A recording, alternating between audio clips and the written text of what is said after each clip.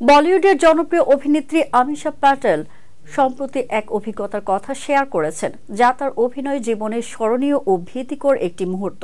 2023 সালের blockbuster cinema Ghadar 2 এর shooting চলাকালীন একটি দৃশ্যে অসুস্থ হয়ে পড়েন তিনি।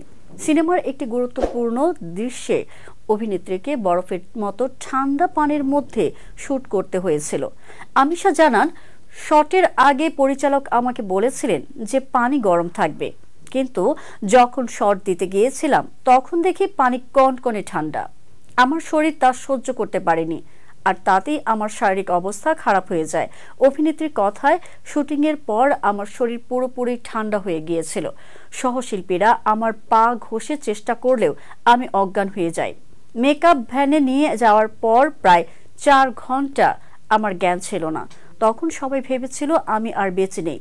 পরবর্তীতে জ্ঞান ফিরে আসার পর আমিষা দেখেন পুরো টিম স্বস্তির নিঃশ্বাস ফেলছে, কিন্তু এই 4 ঘন্টায় ঠিক কি হয়েছিল আমার মনে নেই।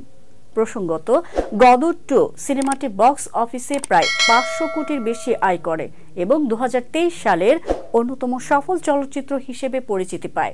নস্টালজিক অনুভূতি এবং আকর্ষণীয় কাহিনীর কারণে সিনেমাটি ভক্তদের হৃদয়ে স্থায়ী জায়গা করে নিয়েছে।